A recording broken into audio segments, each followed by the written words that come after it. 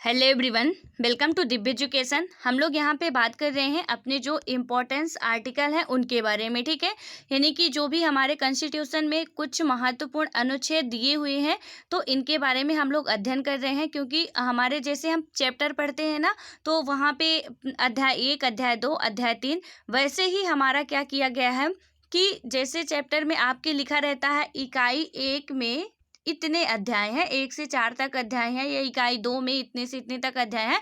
उसी तरह हमारे संविधान को भी लिखा गया है, जिसमें कैसे बांटा गया है। उसमें जब मूल संविधान लिखा गया था तो वहाँ पे बांटा गया था कि 395 अनुच्छेद थे।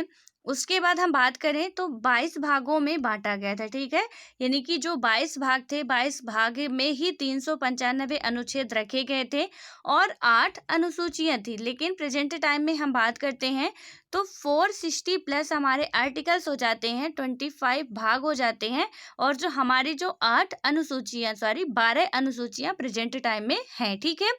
तो इन सभी के बारे में हम लोग यहाँ पे थोड़ा इसकी जो भी हमारी शॉर्ट नोट्स बन सकती है तो उसको बनाने की कोशिश कर रहे हैं, और समझने की भी कि यदि डायरेक्ट क्वेश्चन पूछ लिया जाता है तो हम कैसे इसको सॉल्व कर सकते हैं, ठीक है।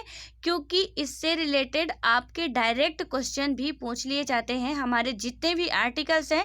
हालांकि हम अध्याय पढ़ेंगे जब, तो वहाँ पे अच्छे तरीके से समझेंगे, लेकिन इसका जो थोड़ा सा शॉर्टकट है उसको समझते हैं कि कैसे कैसे यदि क्वेश्चन बनेंगे इससे, तो हमको एक क्विक रिवीजन करने के लिए आसानी रहे कि जल्दी से खोलें और फटाफट इसको रिवाइज करें, और इससे जो भी क्वेश्चन बनने वाले हों या आएंगे तो वो ना छूटे, ठीक है। यहाँ पे हमने देखा था भाग 1 के अंतर्गत हमने क्या क्या बात की, आर्टिकल 1 से 4 तक की, ठीक है। यानी कि अनुच्छेद 1, 2, 3 और 4 भाग 1 में रखे गए हैं, ठीक है। भाग 1 में बात की गई थी कि राज्यों का संघ एवं राज्य क्षेत्र जो भी था। उसके बाद हमने देखा नागरिकता, यानी कि भाग 2, ठीक है। तो भाग 2 में क्या है, नागरिकता है हमारा, यानी सिटीजनशिप है। और भाग 2 के अंतर्गत कितने अनुच्छेद रखे गए हैं, तो 5 से 11 तक भाग 2 के अंदर आर्टिकल रखे गए हैं, ठीक है। और इसमें से भी हम लोगों ने अलग अलग आर्टिकल के बारे में समझा कि आर्टिकल 5 में क्या बोला जाता है, और 6 में, 7 में, 8 में, 9 में और 10 में, ठीक है। और 11 में क्या क्या बातें कही गई हैं। तो यहाँ पे हमने देखा था कि मेन रूप से जो कुछ 5 से लेके जो हमारा 8 तक था, वहाँ पे तो नागरिकता प्राप्त करने के लिए बात की जा रही थी, चाहे वो देश का हो या विदेश का हो, ठीक है। उसके बाद हमने बात की आर्टिकल 9, जो कि बहुत इंपॉर्टेंट है। वहाँ पे देश की नागरिकता समाप्त करने की बात की जा रही थी, ठीक है। तो ये आपको याद होना चाहिए। और एक आपके लिए होमवर्क है कि पाकिस्तान को प्रवर्जन करने वाले व्यक्तियों को नागरिकता, मतलब कि 19 जुलाई 1948 से पहले जो लोग वापस आ गए हैं, किस अनुच्छेद के तहत बात की गई है कि उनको नागरिकता दी जाएगी, ठीक है। ये नागरिकता का ही है और हमने बहुत अच्छे तरीके से समझाने की कोशिश भी की है, और आई होप कि आपको समझ में भी आया होगा। हमारे 5 से लेके 11 तक के आर्टिकल को हमने अच्छे तरीके से कवर किया, ठीक है। सो आई होप कि आप लोग इसका आंसर देने की ज़रूर कोशिश करेंगे। अब हम बात करते हैं भाग 3। भाग 3 में आता है आर्टिकल 12 से लेके 35 तक, ठीक है। जो कि ये बहुत अपने हम बात करें कॉन्स्टिट्यूशन का सबसे इम्पोर्टेंट टॉपिक जो है, और जो हमें सबके लिए इम्पोर्टेंट है, उसमें बात की गई है किसमें, भाग 3 में। और ये है हमारा फंडामेंटल राइट, यानी मौलिक अधिकार, ठीक है। मौलिक अधिकार का मतलब ही होता है कि आपकी जो भी मूलभूत ज़रूरतें हो, मूलभूत आवश्यकताएं होती हैं, तो यहाँ पे आपको उसमें सब कुछ दिया जाए, ठीक है। यानी कि हम बोल सकते हैं कि मौलिक अधिकार ऐसे अधिकार होते हैं जो व्यक्ति के बौद्धिक, मानसिक और शारीरिक विकास के लिए अपरिहार्य होते हैं, अर्थात बहुत इम्पोर्टेंट होते हैं, ठीक है। यानी कि किसी भी व्यक्ति के लिए जो भी हमारे देश में रह रहे हैं, तो उनके बौद्धिक हो गया, मानसिक हो गया और शारीरिक विकास के लिए बहुत इम्पोर्टेंस होते हैं, और ये अधिकार हम सभी को प्राप्त हैं, ठीक है। तो इसके बारे में हम लोग जानेंगे कि कौन कौन से अनुच्छेद में हमको कौन कौन से अधिकार हमारे संविधान में दिए गए हैं या प्राप्त हैं, ठीक है। उसके बारे में हम लोग अध्ययन करेंगे। तो यहाँ पे यदि हम बात करते हैं तो आपको पता है कि आपको यहाँ पता चल गया कि भाग 3 में क्या है, मौलिक अधिकार है, ठीक है, यानी फंडामेंटल राइट है। और हमारे भाग 3 के अंतर्गत कितने से कितने अनुच्छेद रखे गए हैं, तो 12 से 35 तक के अनुच्छेदों की बात की गई है। ठीक है, तो इसमें से 2 क्वेश्चन आपके तैयार हो गए कि यदि पूछा जाता है कि भाग 3 के अंतर्गत कितने कितने अनुच्छेद हैं, तो वो आपको पता होगा 12 से 35 तक है। और यहाँ पे बहुत बार क्वेश्चन ये पूछा जा चुका है, किसी भी लोक सेवा आयोग, राज्य लोक सेवा जो आयोग होता है या भी अदर भी एग्जाम जो होते हैं, कि मौलिक अधिकार किस भाग में वर्णित है, यानी जो हमारा फंडामेंटल राइट्स है वो किस भाग में इंक्लूड है या उसका वर्णन किया गया है, तो आप उस पर राइट आंसर लगाओगे भाग 3 में। ठीक है, जिसे हम मैग्ना कार्टा भी कहते हैं, हमारे संविधान का इसे मैग्ना कार्टा भी कहा जाता है, भाग 3 को ही। तो यहाँ पे आप लोग ये नोट कर लीजिएगा, जितना मैं बोलती जा रही हूँ तो आप लोग नोट जरूर कर लेना। ठीक है, क्योंकि ये बहुत इंपॉर्टेंट है, और यदि आप इसको नोट कर लेते हो तो वो आपके लिए बहुत अच्छा होगा। जब भी आप रिवाइज करोगे तो वहाँ पे आपसे सारे ये एकदम से एक सीक्वेंस में लिखे रहेंगे और अच्छे तरीके से बनने भी लगेंगे। ठीक है, यानी भाग 3 को ही संविधान का मैग्ना कार्टा कहा जाता है, ये भी आप नोट कर लो। और उसके बाद बात करें तो भाग 3 में क्या बात की गई है, मौलिक अधिकारों की।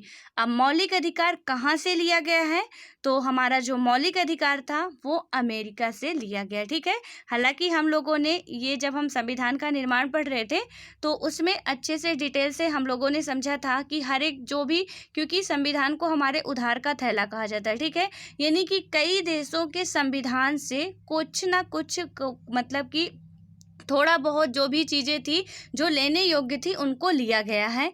तो यहाँ पे इसीलिए बोला जा रहा है कि हमारा जो भारत का संविधान है वो उधार का थैला है। आप में से जो भी पीछे की वीडियो नहीं देखे हो पहले की स्टार्टिंग से, तो उनको ज़रूर देख लीजिएगा, तभी आपको ये आगे के समझ में आएंगे। ठीक है, क्योंकि वहाँ पे हम लोगों ने सारी बातें अच्छे तरीके से कवर कर ली है।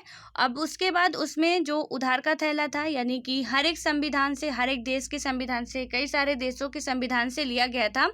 तो इसमें हम लोगों ने बहुत अच्छे तरीके से अध्ययन किया है कि कौन से देश से क्या क्या हमारे संविधान में चीज़ें ली गई हैं। ठीक है, तो सबसे पहले तो हमने पाया था कि जो हमारा आता है अधिनियम 1935 में आता है, तो उसको बात की जाती है कि इसकी 2 कॉपी है संविधान। ठीक है, यानी कि इसमें कुछ फेरबदल नहीं किया गया, बस उसकी 2 कॉपी कर दी गई है। और उसके बाद फिर और देशों से क्या लिया गया है, कुछ ना कुछ बातें ग्रहण की गई हैं। जैसे कि अब हम बात करें, हमारा मौलिक अधिकार है, ये भी क्वेश्चन कई बार पूछा गया है कि मौलिक अधिकार किस देश के संविधान से लिया गया है। ठीक है, तो यहाँ पे क्या हो जाएगा, आपका अमेरिका से लिया गया है। हालांकि सबसे पहले यदि हम बात करें तो 1215 में ब्रिटेन के शासन में ये देखने को मिला था, जो फंडामेंटल राइट्स की बात की जाती है, और ब्रिटेन के शासन से ही अमेरिका में ग्रहण किया गया था। लेकिन फिर हम लोग क्या किए हैं, अमेरिका से ही मौलिक अधिकार लिए हैं। ठीक है, अब यहाँ पे हम बात करते हैं कि मौलिक अधिकार होते कितने हैं, यानी कि जो हमारे मूल अधिकार हैं वो कितने हैं, फंडामेंटल राइट्स कितने हैं, और इससे रिलेटेड हम लोग बहुत अच्छे तरीके से अध्ययन करेंगे चैप्टर में अपने। लेकिन यहाँ पे हम थोड़ा सा आपको शॉर्ट नोट बनवा रहे हैं। ठीक है, इसलिए यहाँ पे आप लोग जितना मैं बोल रही हूँ उसको लिखते जाइएगा। जो हमारे फंडामेंटल राइट्स हैं वो मूल संविधान में 7 थे। ठीक है, ये जो मैं बार बार मूल बोल रही हूँ उसका मतलब आप समझिएगा कि जब हमारा संविधान निर्माण होकर 26 जनवरी 1950 को लागू हुआ था, उस दिन तक की बात की जा रही। ठीक है, यानी कि मूल संविधान में कितने थे हमारे अधिकार, जो थे 7 थे। लेकिन वर्तमान में बात करें तो अभी प्रेजेंट टाइम में हमारे कॉन्स्टिट्यूशन में हमें 6 अधिकार प्राप्त हैं। ठीक है, जो कि न्याय योग्य हैं। और वो कौन कौन से हैं, सबसे पहले यहाँ पे आपको मैं बता दूं कि जो 7वां अधिकार था वो संपत्ति का अधिकार था, जो आर्टिकल 31 के तहत इसकी बात की गई थी। ठीक है, लेकिन फिर इसको क्या किया गया है कि हटा के इस यहाँ पे क्या बात की गई कि मतलब जो हमारा संविधान है उसमें जो संपत्ति का अधिकार था। ठीक है, तो यहाँ पे संपत्ति के अधिकार को एक विधिक अधिकार बना के आर्टिकल 300 का में रख दिया गया था। ठीक है, और ये यहाँ पे एक विधिक अधिकार के रूप में इसको बना दिया गया था। तो ये भी पूछा जाता है कि वैधानिक अधिकार है या और भी जो भी होते हैं तो विधिक अधिकार है, तो वहाँ पे आपको लगाना पड़ेगा कि जो संपत्ति का अधिकार है वो विधिक अधिकार है। ठीक है, उसके बाद बात करें तो अब प्रेजेंट टाइम में हमारे कितने मेन रूप से जो आर्टिकल्स बचे हुए हैं वो अब कितने हैं, तो हमको अब 6 ही अधिकार प्राप्त हैं। वो कौन कौन से हैं, तो सबसे पहला है हमारा समता का अधिकार, ठीक है। यानी कि समता के अधिकार की बात करें तो कितने से कितने अनुच्छेद तक इसमें बात की गई है? आर्टिकल 14 से 18 तक समता के अधिकार की बात की गई है। यानी भारत के प्रत्येक नागरिक को समान अधिकार दिया जाएगा, ठीक है। जितना भी है आप इसको मैं जैसे बोल रही हूँ वहाँ पे नोट कर लीजिएगा कि पहला हमारा जो क्या है मौलिक अधिकार है यानी फंडामेंटल राइट्स है, समता का अधिकार है, ठीक है। समता के अधिकार में क्या क्या बातें कही गई हैं, कितने कितने से कितने अनुच्छेद तक है? तो आर्टिकल 14 से लेके आर्टिकल 18 तक इसमें बात की गई है। और यहाँ पे क्या है कि हमको हर एक नागरिक को इसके तहत समान अधिकार दिए जाएंगे, ठीक है। चाहे आप किसी जाति धर्म के हो, ना तो यहाँ पे रंग भेद किया जाएगा और ना ही आपके जातिगत भेद किया जाएगा, भेदभाव किया जाएगा, ना अमीरी गरीबी में भेदभाव किया जाएगा, ना तो ऊंच नीच में।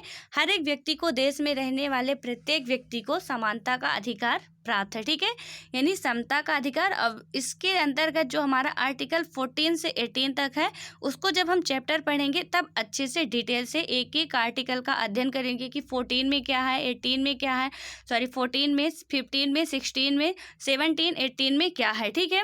उसके बाद हमारा दूसरा जो फंडामेंटल राइट्स आता है, दूसरा आता है स्वतंत्रता का अधिकार, ठीक है। पहला हमने देखा समता का अधिकार, दूसरा हमारा क्या आता है?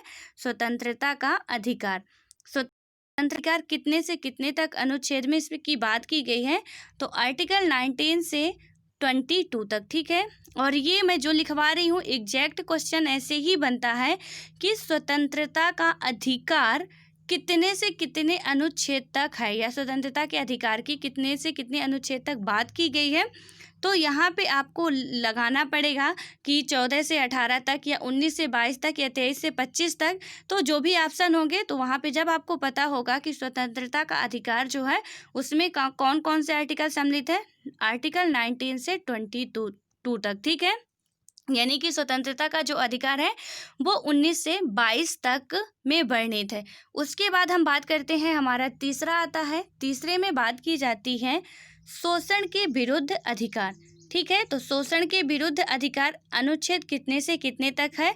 तो 23 से 24 तक शोषण के विरुद्ध अधिकार है। यानी कि आर्टिकल 23 से 24 तक हमारा क्या है? शोषण के विरुद्ध अधिकार। यानी कि आपका कोई भी शोषण कर रहा है उसके विरुद्ध आप मतलब आवाज़ उठा सकते हो, अपने अधिकार के लिए लड़ सकते हो। ये सारी बातें किस में कही गई हैं? आर्टिकल 23 से 24 में, ठीक है। यानी कि हमारा तीसरा जो अधिकार हमें प्राप्त है वो कौन सा है? शोषण के विरुद्ध अधिकार। चौथे अधिकार की यदि हम बात करते हैं तो धर्म की स्वतंत्रता का अधिकार, ठीक है। यानी कि धर्म की स्वतंत्रता का अधिकार, ये किस अनुच्छेद में बात की गई है? तो धर्म की स्वतंत्रता का अधिकार 25 से 28 में बात की गई है, ठीक है। यानी ये बात आप बिल्कुल अच्छे तरीके से नोट कर लेना क्योंकि बहुत इंपॉर्टेंट है और हर एक एग्जाम में पूछे जाते हैं। तो यहाँ पे क्या हो गया? धर्म की स्वतंत्रता का अधिकार 25 से 28 तक के संविधान में वर्णित है, यानी कि अनुच्छेद में वर्णित है। उसके बाद हम बात करें तो पांचवा है हमारा सांस्कृतिक और शिक्षा संबंधी अधिकार, ठीक है। तो जो हमारी संस्कृत है और शिक्षा संबंधी अधिकार की बात करें हम, तो ये किस में बात की गई है? आर्टिकल 29 से 30 में, ठीक है। यानी कि आर्टिकल 29 से 30 तक बात की गई है जो भी हमारा क्या है? संस्कृत और शिक्षा संबंधी अधिकार की, ठीक है। यानी सबको संस्कृत, अपने अपने संस्कृत के अनुरूप जीवन जिए, और जो भी शिक्षा संबंधी हर एक व्यक्ति को शिक्षा का अधिकार होगा। ये किस में बात की गई है? आर्टिकल 29 से 30 में, ठीक है। उसके बाद हम बात करते हैं तो हमारा आता है संपत्ति का अधिकार, जो छठवां अधिकार था, ठीक है। छठवां अधिकार कौन सा था हमारा? संपत्ति का अधिकार, जिसका वर्णन अनुच्छेद 31 में किया गया था। लेकिन मैंने अभी आपको बताया कि क्या किया गया है कि संपत्ति के अधिकार को 44वें संविधान संशोधन अधिनियम की बात करें हम 1978 द्वारा, ठीक है, मूल अधिकार की सूची से क्या कर दिया गया? हटा दिया गया है। और संविधान के भाग 11 में अनुच्छेद, यानी कि जो हमारा भाग 11 है, अनुच्छेद 300 के तहत इसको रख दिया गया है। यानी एक विधिक अधिकार के रूप में इसको बनाकर रख दिया गया है। फिलहाल बात करें तो अब हमारे भारत में कितने बचे हैं? यानी हमारे कॉन्स्टिट्यूशन में हमको जो अधिकार अब प्राप्त है वो 6 ही है, 7 को इसको हटा के। और ये भी आपको याद रखना है कि कहाँ पे रखा गया है? तो भाग 11 के कहाँ पे रखा गया, आर्टिकल 300 का में रखा गया है, ठीक है। यानी कि जो संपत्ति का अधिकार है वो अब कहाँ पे रखा गया है, 300 का में रखा गया है। तो इसका भी क्वेश्चन पूछा जाता है, तो आपको ये बात भी याद रखनी है, ठीक है। उसके बाद हमारा आता है जो 7वां मतलब अधिकार था, संवैधानिक उपचारों का अधिकार, ठीक है। इसमें अनुच्छेद 32, यानी कि ये जो संवैधानिक उपचारों का अधिकार है, तो भीमराव अंबेडकर के द्वारा अनुच्छेद 32 को ही संविधान की आत्मा कहा गया था, ठीक है। तो आप वहीं पे नोट कर लेना कि आर्टिकल 32 को भीमराव अंबेडकर ने संविधान की आत्मा कहा था, ठीक है। तो यहाँ पे हमने देखा कि हमको कुल कितने अधिकार प्राप्त हैं, हमको यानी फंडा भाग 3 के तहत जो भी हमारे आर्टिकल्स हैं 12 से लेके 35 तक, तो इसमें हमको जो फंडामेंटल राइट्स की बात की जा रही है, यहाँ पे हमको मूल रूप से 6 अधिकार अभी प्रेजेंट टाइम में प्राप्त है, ठीक है। हालांकि मूल संविधान में आप हमेशा ऐसे ही पढ़ना, बिल्कुल गलती मत करना, क्योंकि क्वेश्चन संविधान से हटा दिया गया यानी हमारे अधिकार से हटा दिया गया है, बट कहीं पे ले जाके रख दिया गया है, यानी वो आपके क्वेश्चन पूछा जाएगा उससे, ठीक है। तो उसको इग्नोर नहीं करना है। हमारे मूल संविधान में कितने अधिकार हैं, 6 हैं। 7 थे मूल संविधान में, 7 थे, लेकिन वर्तमान संविधान में कितने हैं, 6 हैं, ठीक है। और 6 में से कौन कौन सा हो गया आपका, पहला हो गया समता का अधिकार, आर्टिकल 14 से 18। दूसरा हो गया स्वतंत्रता का अधिकार, आर्टिकल 19 से 22। तीसरा हो गया हमारा शोषण के विरुद्ध अधिकार, 23 से 24। और हमारा चौथा हो गया धर्म की स्वतंत्रता का अधिकार, जो हमारा है 25 से 28 तक, ठीक है। यानी कि जो धर्म की स्वतंत्रता की बात की जाती है वो अनुच्छेद 25 से 28 तक में ही बात की जाती है। और जो हमारा 6वां संविधान संशोधन जो हमारा 5वां है, तो उसके बारे में बात करें, यानी हमने 4 देखे, और जो हमारा 5वां अधिकार है सांस्कृतिक और शिक्षा संबंधी अधिकार है, ठीक है। यानी कि इसमें जो भी हमारे अल्पसंख्यकों की संस्कृति हो गई और शिक्षा संबंधी अधिकार किसमें दिए गए हैं, और इसमें क्या बात करें कि कौन कौन से संविधान के अंतर्गत दिए गए हैं, तो यहाँ पे आर्टिकल 29 से 30 में बात की गई है। और उसके बाद हम बात करते हैं संवैधानिक उपचारों का अधिकार, तो किस में बात की गई है, 32 में बात की गई है, जिसे भीमराव अंबेडकर ने संविधान की आत्मा भी कहा है, ठीक है। आई होप कि ये अपने जो भी फंडामेंटल राइट्स के कुछ अधिकार हमको मिले हैं, यानी कि कुछ क्या 6 ही अधिकार हैं, जो कि बिल्कुल आप वो गिन सकते हो, अच्छे तरीके से इनको समझ भी सकते हो। और इसके हमने अभी सिर्फ इसका जो है ग्राफ एक समझा, ठीक है। इसका जो डिटेल है उसको हम समझेंगे, हमको कौन कौन से अधिकार इन अनुच्छेदों के तहत प्राप्त हैं, यानी कि समता के अधिकार के तहत कौन से अधिकार प्राप्त हैं, स्वतंत्रता के अधिकार के तहत कौन कौन से अधिकार हमको मिलते हैं, और शोषण के विरुद्ध जो भी उसके तहत कौन कौन से अधिकार हैं, ठीक है। और धार्मिक स्वतंत्रता या अल्पसंख्यकों या शिक्षा के लिए जो भी है कौन कौन से अधिकार हमको प्राप्त है, इसका जब हम चैप्टर पढ़ेंगे तब अध्ययन करेंगे। लेकिन जो यहाँ से क्वेश्चन बन सकते थे, ठीक है, हमारे किसी भी एग्जाम के लिए जो क्वेश्चन बिल्कुल मोस्ट इम्पॉर्टेंट थे, बन सकते थे, मैंने उसके बारे में बात की। तो यहाँ पे हमने देखा भाग 3 में मौलिक अधिकार यानी फंडामेंटल राइट्स की बात की जाती है, और भाग 3 के अंतर्गत अनुच्छेद कितने हैं, 12 से 35 तक है। 12 से 35 तक में हमने देखा कैसे कैसे इनको डिवाइड किया गया है, समता का अधिकार, स्वतंत्रता का अधिकार, शोषण के विरुद्ध अधिकार, धार्मिक स्वतंत्रता का अधिकार, फिर उसके बाद जो भी हमारा अल्पसंख्यक, संस्कृत और शिक्षा का अधिकार, संवैधानिक उपचारों का अधिकार। तो यहाँ पे इनको बांटा जाता है। संपत्ति के अधिकार को मैंने आपको बता दिया अच्छे तरीके से कि उसको मौलिक अधिकार से हटा दिया गया है, संविधान से नहीं हटाया गया है, ठीक है। मौलिक अधिकार से हटा दिया गया है कि कोई मौलिक आपको फंडामेंटल राइट्स नहीं है कि आपको बिल्कुल संपत्ति दी ही जाए, ठीक है। तो इसको मौलिक अधिकार से हटा दिया गया है। उसके बाद हमारा आता है भाग 4, और भाग 4 का ही ये दोनों है, ठीक है। तो भाग 4 में क्या बात की जाती है, नीति निदेशक तत्व यानी कि DPSP, ठीक है।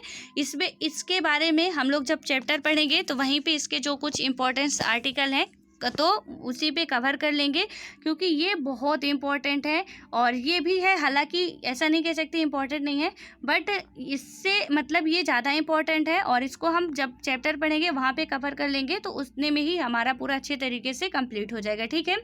तो भाग जो 4 है इसमें आर्टिकल 36 से 51 तक की बात की गई है। और आर्टिकल 4 में सबसे ज़्यादा इम्पॉर्टेंट बात ये है आपके लिए जान लेना कि नीति निदेशक तत्व किस भाग में है और इसके अंतर्गत कितने कितने अनुच्छेद हैं, ठीक है। तो यहाँ से आपके दोनों ही क्वेश्चन तैयार हो जाएंगे कि जो नीति निर्देशक तत्व है वो भाग 4 में इसका वर्णन किया गया है और इसके अंतर्गत कौन कौन से अनुच्छेद हैं, तो आर्टिकल 36 से 51 तक है। ठीक है, उसके बाद आपका है भाग 4 में ही, भाग 4 के का में 51 का, ठीक है, मौलिक कर्तव्य यानी फंडामेंटल ड्यूटीज है, जो कि 42वें संविधान संशोधन 1976 में जोड़ा गया था। तो जो अभी हमारे वर्तमान समय में पहले 10 थी, अभी 11 हो गई हैं फंडामेंटल ड्यूटीज। ठीक है, तो इसके बारे में ये दोनों ही हम जब अध्ययन करेंगे, यानी कि जब हम अपना चैप्टर कंप्लीट करेंगे तो वहीं पे इसको कंप्लीट कर लेंगे। ठीक है, और इसके बाद हम इसको भी इतना जितना मैंने लिखवाई हूँ, तो आई होप कि आप सभी अपनी नोट्स बनाते जा रहे हो प्रॉपर तरीके से, क्योंकि प्लीज़ मेरी बात मान लेना, ये बहुत इंपॉर्टेंट चैप्टर मैं अभी पढ़ा रही हूँ और ये बहुत मुश्किल से मैंने ये सब अलग अलग करके आपको बताने की कोशिश की है, ताकि आपकी जो एक शॉर्ट नोट है वो तैयार हो जाए। ठीक है, ताकि उससे आपके जितने भी क्वेश्चन बनने वाले हों वो एक भी ना छूटे। सो आई होप कितना आपको समझ में आ गया होगा। अब हम नेक्स्ट वीडियो में बात करेंगे जो हमारे नेक्स्ट आर्टिकल हैं, तो उनके बारे में क्या क्या कैसे कैसे बात की गई है। तो मिलते हैं नेक्स्ट वीडियो में, तब तक के लिए बाय बाय। आप सभी पढ़ते रहो, ऑल द बेस्ट।